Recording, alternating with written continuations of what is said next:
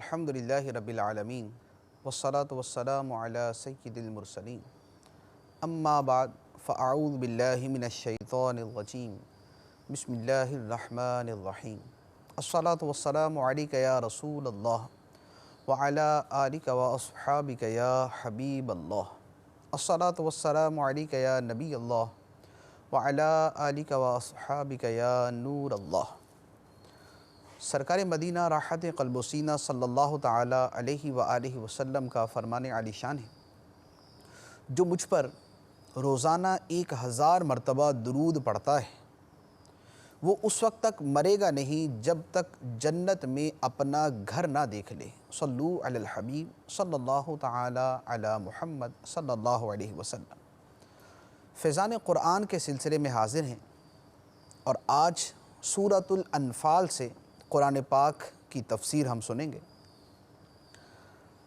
سورہ انفال مدینہ منورہ میں نازل ہوئی۔ اس میں 10 رکوع اور 75 آیتیں ہیں۔ لفظ انفال جو ہے یہ نفل کی جمع ہے، اور نفل کہتے ہیں مال غنیمت کو۔ یہاں پر جو مراد ہے اس سورت کی پہلی آیت میں اور پھر چند رکوع کے بعد جا کے چونکہ مال غنیمت کے احکام بیان کیے گئے ہیں، اس لیے اس کا نام سورۃ الانفال ہے۔ اللہ تبارک و تعالی ارشاد فرماتا ہے یسألونک عن الانفال قل الانفال للہ والرسول فاتقوا اللہ واصلحوا ذات بینکم واطیعوا اللہ ورسولہ ان کنتم مؤمنین۔ اے حبیب، تم سے غنیمت کے مالوں کے بارے میں پوچھتے ہیں، تم فرماؤ غنیمت کے مالوں کے مالک اللہ اور رسول ہیں، تو اللہ سے ڈرتے رہو اور آپس میں صلح صفائی رکھو، اور اللہ اور اس کے رسول کا حکم مانو اگر تم مومن ہو۔ غزوہ بدر کے موقع پر مال غنیمت کے بارے میں مسلمانوں میں کچھ اختلاف ہو گیا، تو ایک بدمزگی کی کیفیت پیدا ہوئی۔ اس پر قرآن پاک کی یہ آیات نازل ہوئیں اور فرما دیا گیا کہ مال غنیمت کی تقسیم کا معاملہ تمہارے ہاتھ میں نہیں ہے، بلکہ اللہ اور اللہ کے رسول صلی اللہ علیہ وآلہ وسلم اس کا فیصلہ کریں گے۔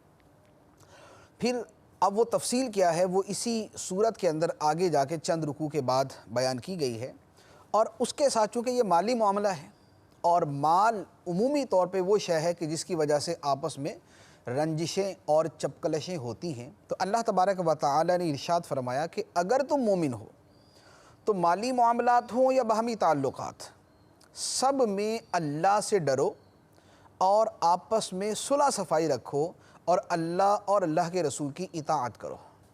گویا یہ ایک بڑا ہی خوبصورت طریقہ بیان کر دیا کہ باہمی رنجشیں اور اختلافات اور لڑائیاں کس طرح ختم ہو سکتی ہیں۔ فرمایا کہ خدا سے ڈرو، اللہ کا ڈر ہوگا تو ہر معاملہ سدھرتا جائے گا، اور آپس کے اندر صلح صفائی رکھو، چھوٹے چھوٹے معاملات کے اوپر جو ہے وہ لڑائی کی طرف نہ بڑھو، اور ہر معاملے کے اندر اللہ اور اللہ کے رسول کی اطاعت کرو۔ اس کے بعد اللہ تعالیٰ نے مومنوں کے 5 اوصاف بیان کیے اور فرمایا کہ مومن یہ ہیں، بلکہ فرمایا کہ یہی مومن ہیں۔ تو یہ جو اوصاف یہاں بیان کیے گئے، اس میں ہر ایک کو اپنی ذات کے اعتبار سے غور کرنا چاہیے کہ میرے اندر اللہ تعالیٰ کے بیان کردہ نیک اوصاف موجود ہیں یا نہیں۔ ارشاد فرمایا انما المؤمنون الذین اذا ذکر اللہ وجلت قلوبہم وَإِذَا تُلِيَتْ عَلَيْهِمْ آيَاتُهُ زَادَتْهُمْ إِيمَانًا وَعَلَىٰ رَبِّهِمْ يَتَوَكَّلُونَ الَّذِينَ يُقِيمُونَ الصَّلَاةَ وَمِمَّا رَزَقْنَاهُمْ يُنْفِقُونَ أُولَٰئِكَ هُمُ الْمُؤْمِنُونَ حَقًّا لَهُمْ دَرَجَاتٌ عِندَ رَبِّهِمْ وَمَغْفِرَةٌ وَرِزْقٌ كَرِيمٌ۔ فرمایا ایمان والے وہی ہیں کہ جب اللہ کو یاد کیا جائے تو ان کے دل ڈر جاتے ہیں، اور جب ان پر اللہ کی آیات کی تلاوت کی جاتی ہے تو ان کے ایمان میں اضافہ ہو جاتا ہے، اور وہ اپنے رب پر ہی بھروسہ کرتے ہیں۔ وہ جو نماز قائم رکھتے ہیں اور ہمارے دیے ہوئے رزق میں سے ہماری راہ میں خرچ کرتے ہیں، یہی سچے مسلمان ہیں۔ ان کے لیے ان کے رب کے پاس درجات اور مغفرت اور عزت والا رزق ہے۔ 5 اوصاف بیان کیے، فرمایا مومن یہی ہیں، مسلمان کہلانے کے حقیقی مستحق یہی ہیں۔ کون؟ اللہ کا نام لیا جائے، خدا کو یاد کیا جائے تو ان کے دل ڈر جائیں اللہ کی محبت اور عظمت اور ہیبت کی وجہ سے، قرآن کی آیتیں پڑھی جائیں تو ان کے ایمان میں اضافہ ہو جائے، اپنے رب پر توکل کریں، بھروسہ کریں، نماز قائم رکھیں اور اللہ کی راہ میں خدا کا دیا ہوا رزق خرچ کریں۔ فرمایا یہ سچے مسلمان ہیں، ان کے لیے اللہ کی بارگاہ میں درجے ہیں، مغفرت ہے، عزت والی روزی ہے۔ اس کے بعد ارشاد فرمایا کما اخرجک ربک من بیتک بالحق وان فریقا من المؤمنین لکارہون۔ فرمایا جیسے تمہیں تمہارے رب نے تمہارے گھر سے حق کے ساتھ برآمد کیا، حالانکہ یقیناً مسلمانوں کا ایک گروہ اس پر ناخوش تھا۔ جیسے تمہیں تمہارے رب نے تمہارے گھر سے برآمد کیا، کیا مطلب؟ مراد یہ کہ مال غنیمت کا اللہ نے اختیار آپ کو دے دیا، یعنی اے محبوب علیہ الصلوۃ والسلام، مال غنیمت تقسیم کرنے کا اختیار اللہ نے آپ کو دے دیا۔ یہ اختیار آپ کو دینا ایسے ہی حق ہے جیسے غزوہ بدر کے موقع پر آپ کا اپنے گھر سے نکلنا حق تھا، اگرچہ وہ بھی بعض مسلمانوں کو پسند نہیں تھا، یعنی طبعی اعتبار سے لڑائی کے لیے نکلنا ان کے لیے جو ہے وہ تکلیف دہ تھا اور ان کی طبیعت پہ گراں تھا، تو فرمایا کہ مال غنیمت کی تقسیم کا معاملہ بھی گراں اور غزوہ بدر کے لیے نکلنا بھی گراں، لیکن دونوں باتیں برابر درجے کی حق ہیں، آپ کا غزوہ بدر کے لیے نکلنا بھی اور آپ کا مال غنیمت تقسیم کرنے کا اختیار رکھنا بھی، دونوں حق ہیں۔ اگرچہ مومنوں کا ایک گروہ اسے ناپسند کرنے والا ہے، کیوں؟ اس لیے کہ غزوہ بدر کے موقع پر مسلمانوں کے پاس ساز و سامان کی قلت تھی، افراد کی بھی قلت تھی، اس کے مقابلے میں کفار کے پاس سامان کی بھی کثرت تھی، افراد کی بھی کثرت تھی، تو طبعی طور پر ایک لڑائی کے اندر جب آدمی کو پتہ ہو کہ سامنے والے کے پاس اسباب و آلات بھی زیادہ ہیں، اسلحہ بھی زیادہ ہے، تعداد بھی زیادہ ہے، تو طبیعت کے اوپر ایک گراں گزرتا ہے، تو اس کو فرمایا کہ بے شک مسلمانوں کا ایک گروہ اگرچہ اسے ناپسند کرنے والا تھا۔ اس کے بعد فرمایا یجادلونک فی الحق بعدما تبین کانما یساقون الی الموت وهم ینظرون۔ یہ حق بات کے بارے میں اس کے روشن ہو جانے کے بعد تم سے جھگڑتے تھے، گویا انہیں آنکھوں دیکھی موت کی طرف ہانکا جا رہا ہے۔ یہ غزوہ بدر ہی کا بیسیکلی بیان ہے۔ کچھ لوگ وہ تھے جنہوں نے جو ہے وہ کمزوری کی باتیں کی، کیونکہ کمزور بھی تھے، افراد کم تھے، سامان کم تھا، تو ان کی زبان سے ایسے جملے نکلے جو کم ہمتی کے اوپر، پست ہمتی کے اوپر دلالت کرتے تھے، اور اب جنگ کے لیے جانا ہی جانا تھا تو بہرحال ایک دماغ کے اوپر بوجھ تو ہوتا کہ مارے ہی جائیں گے۔ تو اللہ تعالیٰ نے اس کے بارے میں فرمایا کہ جب حق بات ظاہر ہو چکی تھی اس کے بعد بھی وہ آپ سے بحث کر رہے تھے کہ لڑائی کی طرف ہم نہ جائیں، تو فرمایا کہ ان کی حالت ایسے تھی کہ گویا انہیں آنکھوں دیکھی موت کی طرف ہانکا جا رہا ہے۔ تو یہ بعض لوگوں کی حالت تھی، بقیہ اکثریت مسلمانوں کی وہ تھی کہ جو سرکار دو عالم صلی اللہ علیہ وآلہ وسلم کے حکم پر ہر اعتبار سے تیار تھے، جیسا کہ غزوہ بدر کے واقعات میں بھی اس کا بیان ملتا ہے۔ اس کے بعد ارشاد فرمایا وَإِذْ يَعِدُكُمُ اللَّهُ إِحْدَى الطَّائِفَتَيْنِ أَنَّهَا لَكُمْ وَتَوَدُّونَ أَنَّ غَيْرَ ذَاتِ الشَّوْكَةِ تَكُونُ لَكُمْ وَيُرِيدُ اللَّهُ أَن يُحِقَّ الْحَقَّ بِكَلِمَاتِهِ وَيَقْطَعَ دَابِرَ الْكَافِرِينَ۔ فرمایا اور یاد کرو جب اللہ نے تم سے وعدہ کیا کہ ان دونوں گروہوں میں ایک تمہارے لیے ہے، اور تم یہ چاہتے تھے کہ تمہیں وہ ملے کہ جس میں کانٹے کا کھٹکا نہ ہو، اور اللہ یہ چاہتا تھا کہ اپنے کلام سے سچ کو سچ کر دکھائے اور کافروں کی جڑ کاٹ دے۔ یہ آیت مبارکہ ایک خاص پس منظر رکھتی ہے۔ پس منظر یہ تھا کہ مسلمان جب مدینہ منورہ سے نکلے تو سامنے دو چیزیں تھیں، ایک تو کفار کا لشکر تھا جو ابو جہل کی جو ہے وہ سرپرستی کے اندر آ رہا تھا، دوسری طرف ابو سفیان کا قافلہ تھا کہ جس سے تعرض کرنے کے لیے مسلمان اپنے گھر سے نکلے تھے۔ اب قافلہ غیر مسلح تھا، اگر قافلے سے مقابلہ ہوتا تو مال غنیمت بھی بہت زیادہ ملتا اور اس کے ساتھ کوئی لڑائی کا بھی اتنا بڑا اندیشہ نہیں تھا، جبکہ لشکر اگر ابو جہل کے لشکر کی طرف جاتے تو اس میں لڑائی کا اندیشہ، اس میں اور ان کی کثرت کی وجہ سے زیادہ چانس اپنے نقصانات کے تھے۔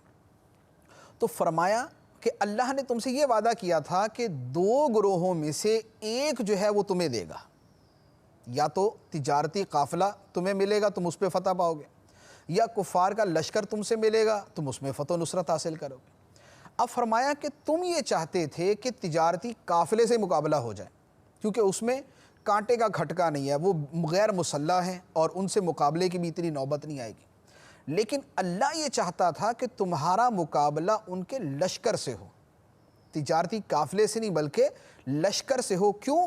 تاکہ اللہ تعالیٰ حق بات کو سچ کر دکھائے اور کافروں کی جڑ کاٹ دے، کہ مقابلہ ہو، کافروں کے بڑے بڑے سردار مارے جائیں، ان کی قوت ٹوٹ جائے، ان کی شوکت نیچے آ جائے، مسلمانوں کو اپنی فتح ملے اور مسلمانوں کے حوصلے بلند ہو جائیں۔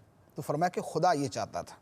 اسی کو پھر فرمایا لِيُحِقَّ الْحَقَّ وَيُبْطِلَ الْبَاطِلَ وَلَوْ كَرِهَ الْمُجْرِمُونَ، تاکہ سچ کو سچا کر دکھائے اور جھوٹ کو جھوٹا کر دکھائے، اگرچہ مجرم ناپسند کرے، اگرچہ کافروں کو ناپسند ہو کہ ان کا مذہب جو ہے وہ نیچے ہو جائے، پست ہو جائے اور اسلام غالب آ جائے، ان کو اگرچہ ناپسند ہو، لیکن خدا حق کو حق کر دکھائے گا اور باطل کو باطل کر دکھائے گا۔ اس کے بعد فرمایا اِذْ تَسْتَغِیثُونَ رَبَّکُمْ فَاسْتَجَابَ لَکُمْ أَنِّی مُمِدُّکُمْ بِأَلْفٍ مِّنَ الْمَلَائِکَةِ مُرْدِفِینَ۔ یاد کرو جب تم اپنے رب سے فریاد کرتے تھے تو اس نے تمہاری فریاد قبول کی کہ میں 1000 لگاتار آنے والے فرشتوں کے ساتھ تمہاری مدد کرنے والا ہوں۔ غزوہ بدر کا بیان، مسلمانوں نے اللہ کی بارگاہ میں فریاد کی اور سب سے زیادہ سرکار دو عالم صلی اللہ علیہ وآلہ وسلم نے اللہ کی بارگاہ میں دعا کی۔ تو فرمایا کہ یاد کرو کہ جب تم اپنے رب سے فریاد کر رہے تھے اور اللہ نے تمہاری دعا قبول کی، اور فرمایا کہ 1000 فرشتوں کے ساتھ میں تمہاری مدد کروں گا۔ چنانچہ پہلے 1000 فرشتوں کے ساتھ اللہ تعالیٰ نے مدد کی، پھر 3000 فرشتے آئے اور پھر مل کر 5000 فرشتے آئے۔ تو گویا غزوہ بدر میں 5000 فرشتوں کے ذریعے اللہ تعالیٰ نے مسلمانوں کی مدد کی، اور ان فرشتوں نے غزوہ بدر کے اندر اکثر مفسرین کے نزدیک باقاعدہ لڑائی کے اندر بھی حصہ لیا۔ اب غزوہ بدر کے اندر مسلمانوں کو فتح ملی، کیوں ملی؟ اللہ تعالیٰ وہ بیان فرماتا ہے، فرمایا وَمَا جَعَلَهُ اللَّهُ إِلَّا بُشْرَى وَلِتَطْمَئِنَّ بِهِ قُلُوبُكُمْ وَمَا النَّصْرُ إِلَّا مِنْ عِنْدِ اللَّهِ إِنَّ اللَّهَ عَزِيزٌ حَكِيمٌ۔ اور اللہ نے اسے خوشخبری کے لیے ہی بنایا، غزوہ بدر کی فتح کو خوشخبری کے لیے ہی بنایا، اور اس لیے کہ تمہارے دل مطمئن ہو جائیں، اور مدد صرف اللہ ہی کی طرف سے ہوتی ہے، بے شک اللہ غالب حکمت والا ہے۔ یعنی غزوہ بدر کی فتح اس لیے ہوئی تاکہ مسلمانوں کے لیے ایک بشارت ہو، ایک خوشخبری ہو، اور مسلمانوں کے دل مطمئن ہو جائیں کہ ہاں خدا مدد فرماتا ہے۔ مشکل وقت میں بندہ خدا پہ بھروسہ کرتا ہے تو خدا مدد فرماتا ہے۔ نبی کریم صلی اللہ علیہ وآلہ وسلم حق پر ہیں، آپ کے وعدے سچے ہیں، آپ کی بشارتیں سچی ہیں کہ خدا مدد کرتا ہے، تاکہ تمہارے دل جو ہے وہ مطمئن ہو جائیں۔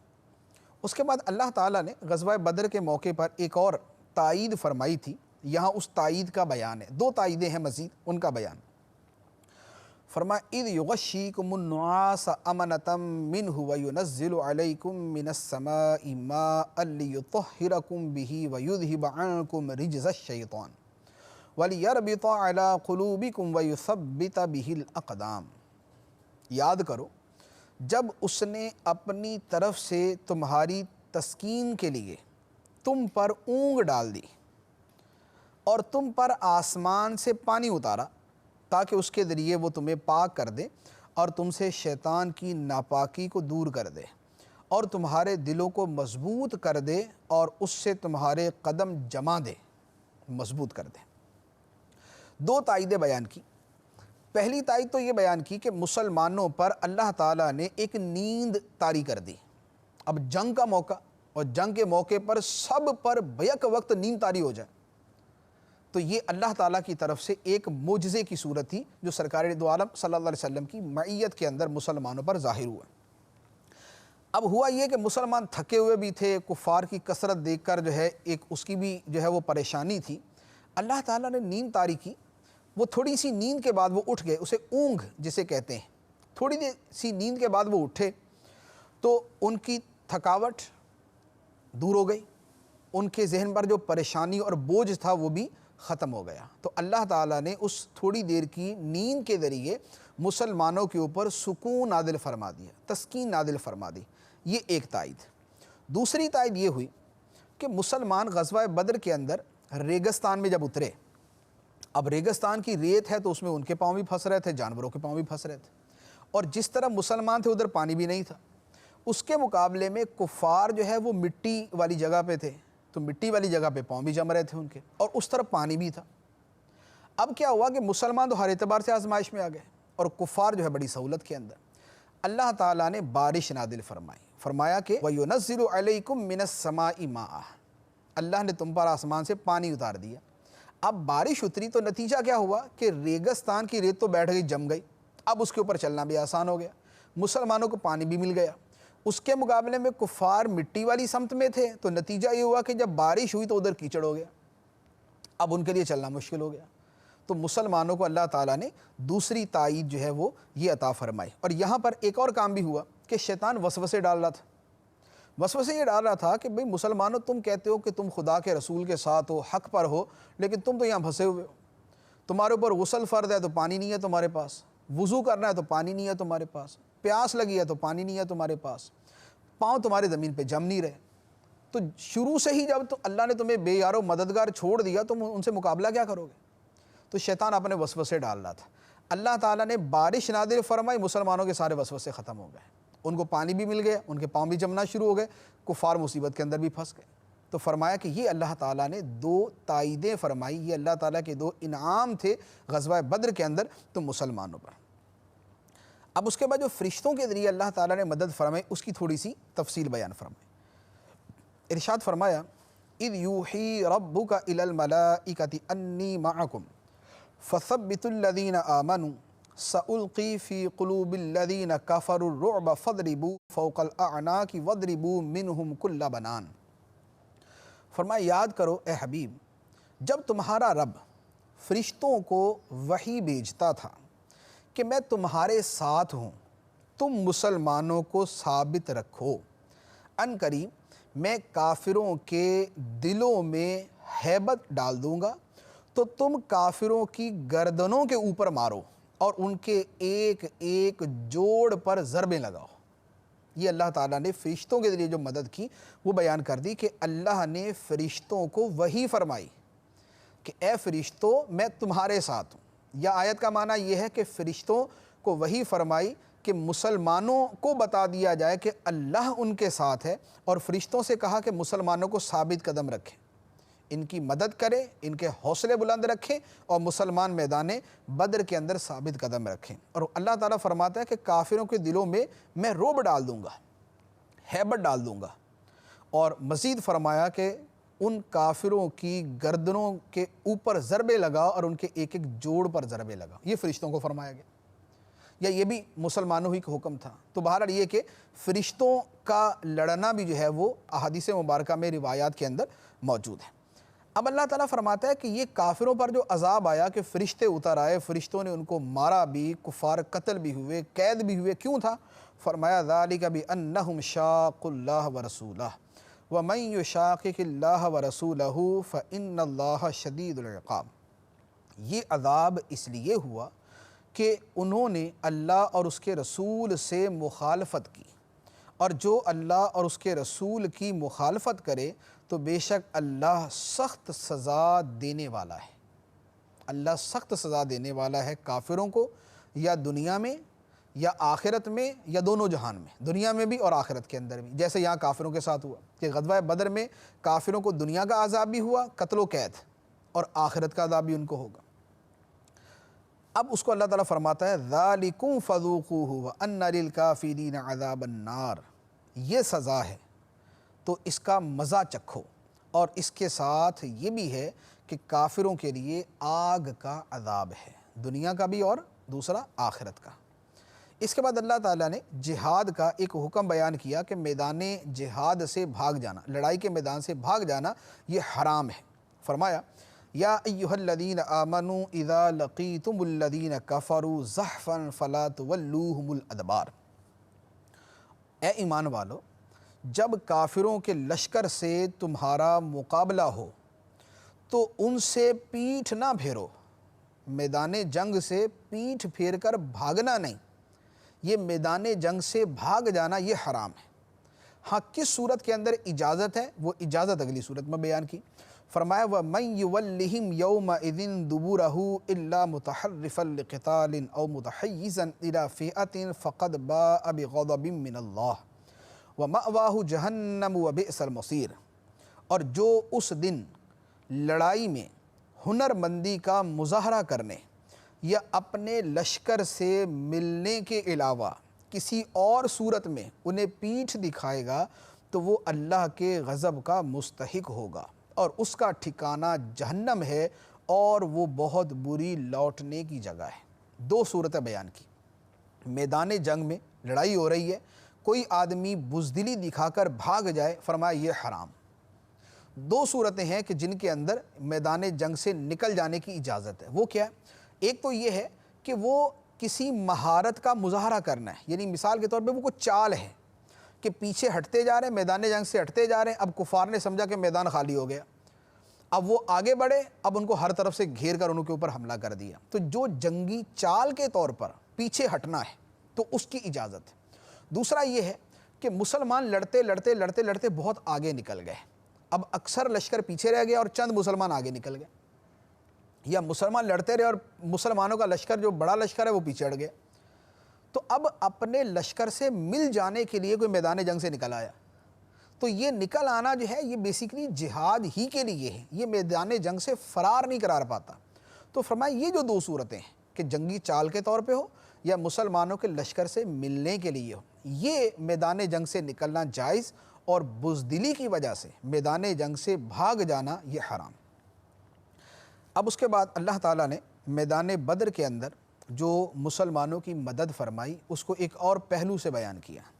فرمایا فَلَمْ تَقْتُلُوهُمْ وَلَكِنَّ اللَّهَ قَتَلَهُمْ وَمَا رَمَيْتَ إِذْ رَمَيْتَ وَلَكِنَّ اللَّهَ رَمَى وَلِيُبْلِيَ الْمُؤْمِنِينَ مِنْهُ بَلَاءً حَسَنًا إِنَّ اللَّهَ سَمِيعٌ عَلِيمٌ، تو تم نے انہیں قتل نہیں کیا بلکہ اللہ نے انہیں قتل کیا، اور اے حبیب جب آپ نے خاک پھینکی تو آپ نے نہ پھینکی تھی بلکہ اللہ نے پھینکی تھی، اور اس لیے تاکہ مسلمانوں کو اپنی طرف سے اچھا انعام عطا فرمائے، بے شک اللہ سننے والا جاننے والا ہے۔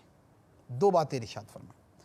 ایک تو فرمایا کہ اے مسلمانوں جنگ بدر کے اندر تم نے جو کفار کو شکست دی اور انہیں قتل کیا، تو اس فتح پر اپنی طاقت پر ناز نہ کرو کہ ہم بڑے بہادر تھے اور ہم نے یہ کارنامہ سر انجام دے دیا، یہ نہ سمجھو، بلکہ اللہ نے تمہاری مدد کی تھی تو اسے خدا کی مدد سمجھو اور اس تائید پر خدا کا شکر ادا کرو اور اس فتح کو خدا کی طرف منسوب کرو۔ تو فرمایا کہ فَلَمْ تَقْتُلُوهُمْ، اے مسلمانوں ان کافروں کو تم نے نہیں مارا تھا، وَلَكِنَّ اللَّهَ قَتَلَهُمْ، بلکہ خدا نے انہیں مارا تھا، کہ اگر اللہ کی مدد نہ ہوتی تو تم کفار کا کچھ بھی نہ بگاڑ سکتے۔ دوسرا واقعہ جو غزوہ بدر میں ہوا تھا وہ تھا سرکار دو عالم صلی اللہ علیہ وآلہ وسلم کا کینکریاں پھینکنا۔ آپ نے کینکریوں کی ایک مٹھی بھری اور اس مٹھی کو آپ نے کفار کی طرف پھینکا۔ اب جب وہ مٹھی ان کی طرف پھینکی تو وہ جو کنکریاں تھیں وہ ان کفار کی آنکھوں میں جا پڑی اور وہ منہ پھیر کر بھاگ کھڑے ہوئے۔ جب وہ منہ پھیر کر بھاگ کھڑے ہوئے، اب مسلمانوں نے ان کے اوپر حملہ کیا اور ان کو اپنے قابو میں کر لیا۔ تو اللہ تعالیٰ فرماتا ہے کہ اے محبوب علیہ الصلوۃ والسلام، وہ کنکریاں جو آپ نے پھینکی تھیں وہ آپ نے نہیں پھینکی تھی بلکہ وہ خدا نے پھینکی تھی۔ یہ نبی کریم صلی اللہ علیہ وآلہ وسلم کی ایک عظمت کا اظہار بھی ہے کہ آپ کے فعل کو اللہ تبارک و تعالیٰ نے اپنا فعل قرار دیا۔ آپ کے ہاتھ پر جو معجزہ ظاہر ہوا، خدا فرماتا ہے کہ یہ محبوب کریم علیہ الصلوۃ والسلام کے دست مبارک سے ظاہر ہونے والا معجزہ خدا کی طاقت کے ساتھ تھا۔ اس کے بعد فرمایا ذالکم وان اللہ موہن کید الکافرین، یہ حق ہے اور یہ کہ اللہ کافروں کے مکر و فریب کو کمزور کرنے والا ہے۔ اس کے بعد فرمایا ان تستفتحوا فقد جاءکم الفتح وان تنتہوا فہو خیر لکم وان تعودوا نعد ولن تغنی عنکم فئتکم شیئا ولو کثرت وان اللہ مع المؤمنین۔ اے کافرو، اگر تم فیصلہ مانگتے ہو تو یہ فیصلہ تم پر آ چکا، اور اگر تم باز آ جاؤ تو یہ تمہارے لیے بہتر ہے، اور اگر تم پھر وہی کرو تو ہم بھی پھر وہی کریں گے، اور تمہارا گروہ تمہیں کوئی فائدہ نہ دے گا اگرچہ بہت زیادہ ہو، اور مزید یہ کہ اللہ مسلمانوں کے ساتھ ہے۔ اس آیت مبارکہ کا جو سیاق و سباق ہے وہ یہ ہے کہ ابو جہل نے کہا تھا اے اللہ، ہم میں اور ان مسلمانوں میں جو تیرے نزدیک اچھا ہے اس کی مدد کر، اور جو برا ہے اسے مصیبت میں مبتلا کر دے۔ یہ ابو جہل نے کہا یا یہ سارے مشرکوں نے کہا؟ اب انہوں نے تو اپنے منہ سے بول دیا کہ اے اللہ جو سچا ہے اس کی مدد کر دے اور جو جھوٹا ہے اسے تباہ کر دے۔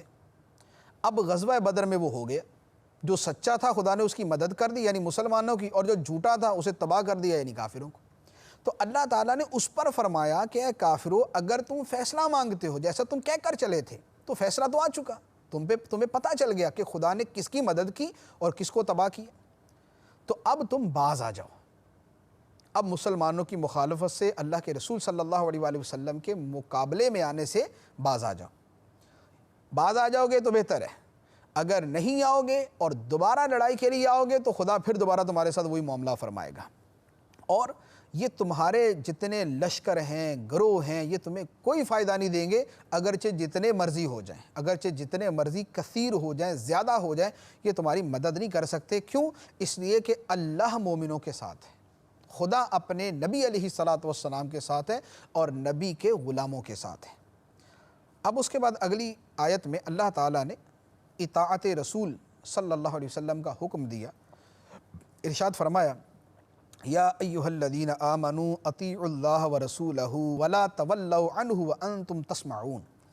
اے ایمان والو، اللہ اور اس کے رسول کی اطاعت کیا کرو اور سن کر اس سے منہ نہ پھیرو۔ ولا تکونوا کالذین قالوا سمعنا وہم لا یسمعون، اور ان لوگوں کی طرح نہ ہونا جنہوں نے کہا کہ ہم نے سن لیا حالانکہ وہ سنتے نہیں۔ کیا فرمایا گیا؟ اللہ اور اللہ کے رسول کی اطاعت کرو اور نبی کی بات سن کر منہ نہ پھیرو۔